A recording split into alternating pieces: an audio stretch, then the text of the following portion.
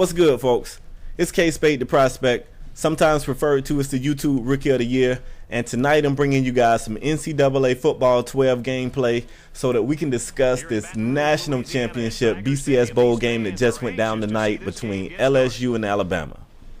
Hello, football fans. Brad Nessler here, along with Kirk Herbstreit in the booth and Aaron Andrews on the sidelines. It's college football on ESPN. Today's game is presented by Lowe's. Let's build something together. Today's game is between the Alabama Crimson Tide and the LSU Tigers. So I was reminded tonight why I'm such a big fan of sports, college football, but not just college football, sports in general. Because when it's game time, stats don't matter. Nothing that you can jot down on a sheet of paper, none of that stuff matters. Records don't matter. It's just about who comes to play that night, who brings that A game, whose heart is, that's all that matters. So to me, looking at it unbiasedly, now I keep saying this, unbiasedly is going to be the word for this video, because I'm sure Alabama fans went into this game thinking Alabama was going to win, and LSU fans went into this game thinking that LSU was going to win. I'm talking about people like me, who's not necessarily a fan of either team, just looking at it from the perspective of a fan of college football. I didn't see this coming in a million years. Now, I will be honest, I was wrong in my prediction. My prediction was a 13-7 LSU win. That's really what the way I thought it would play out. I didn't think anybody would kick anybody's ass. I thought it would be a good game, and I thought LSU would come in being the more confident team. When you're talking about these kids, and I call them kids because they're college students, confidence and momentum means a lot in sports. People that don't play sports, they underestimate or they undermine how much confidence means. I hate to jump sports for a minute, but I want to speak on something.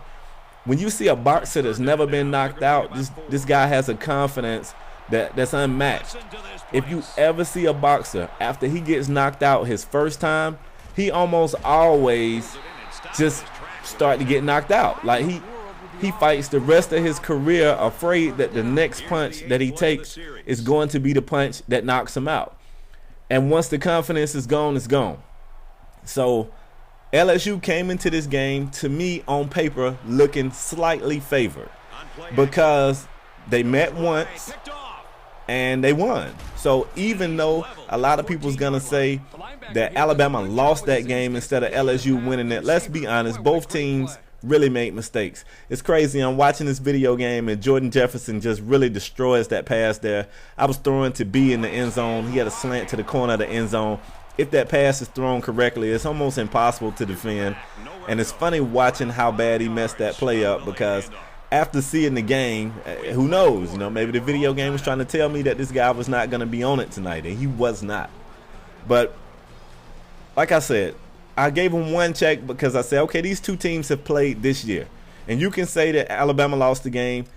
I will remind you that Jarrett Lee also threw 2 interceptions that game, so both teams took turns shooting themselves in the foot. But when LSU needed to make a play in the first game, they made a play. So that's one check for them. You come into it with a little bit of confidence, and that means a lot for the young kids. 2, the game was played in New Orleans. It was played in New Orleans. It's basically a home game. I think they said something like 70% of the crowd was rocking purple and yellow. So, the fact that their friends, their family, their fans, their loved ones was in the crowd to root for them, on paper looks like an advantage. But because we're talking about young kids, you never know what playing on a stage this big with that much pressure, you never know how it's going to impact the players. And looking at it, every time the camera showed Jordan Jefferson, to me, he looked shook.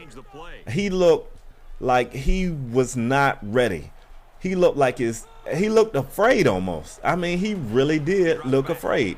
Now, I'm not saying he was afraid. I don't want somebody to go back and say Jordan Jefferson, K-Spade said you was afraid. No, I didn't say that. But he looked like he saw a ghost. Like he was shook. I'm going to be honest. He looked shook to me. Another reason why I really felt like they got a check on paper was because in the first game they did a great job of shutting Trent Richardson down. And Nick Saban is an evil genius. I don't really like Nick Saban because I'm a Dolphin fan and he screwed our entire organization. But let's face it, This guy reached a very high level of coaching success with LSU, to leave to go pro, to come back to a totally different program and recapture that same level of coaching success. So you can't say it's luck. I mean, this guy knows what he's doing. He knows what he's doing. And furthermore, to jump back to my previous topic, on paper, I thought LSU had an advantage because I thought that Nick Saban would come out here and want to establish the run, because he got nowhere with it in the first meeting. But he did just the opposite. And I think LSU came out here with the mindset, okay, Trent Richardson is going to really try to get going and we're going to shut him down. But no, McCarron chopped him up. This is a guy that had 5 touchdowns and 3 interceptions in his last 3 SEC games. So that's the last thing I thought was going to beat LSU. McCarron, he showed some mobility that I didn't know he had. He showed some heart that I didn't know he had. He showed out. He really showed out.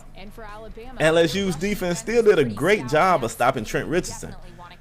And for what it's worth, they didn't look horrible against the pass. Okay, I'm lying. They pretty much looked horrible against the pass. But I mean, wow, I mean, who saw this coming? I really didn't see it coming.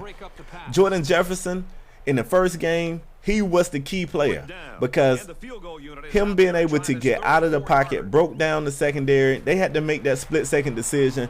Do I pursue the quarterback or do I stay with my receiver? And I thought he was going to bring that to the game tonight. But instead, even when the lanes opened for him to run, he tried to still pass it. The shuffle pass idea was horrible. He had another one late in the game. He threw some crazy-looking thing. Like, he didn't even want, when they gave him the lane to run, he didn't want to run. He looked like he didn't want to throw. They pretty much abandoned passing early in the game. I mean, I was just floored. I was watching this game like, what in the hell am I watching right now? What is this? What is this? If you had told me to bet my money that LSU would go out like that, you could have shook my wallet upside down. You could have flipped me upside down and shook my pockets empty. I never saw it coming in a million years. Like I said, I'm a Dolphin fan, so I am biased. I do not like Nick Saban, but I can't have anything but respect for him and his team. I mean, they really got it done, and they got it done in a manner that I don't think many people called. Somebody's going to be a smart ass on this video and say, oh, I called it. I knew Alabama. No, you didn't. No, you didn't. Nobody saw this coming. Nobody. So, I mean, kudos to the new national champions of the college football world. Alabama Crimson Tide. Roll damn Tide. It's just crazy to me, because I was thinking, if LSU beats this team again, they're going to go kill another tree. Like, they're going to poison the hell out of somebody's tree. I saw it coming. But, you know, I don't know. It just goes to show, guys, it's all about the will and how much fight is in the person. It's just crazy, because Alabama came out here tonight and shocked the world. To me, even if I could kind of pick them winning, because it's tough in a competitive conference to see a team twice and beat them twice. That's difficult to do. So if you told me they would win, I wouldn't argue that.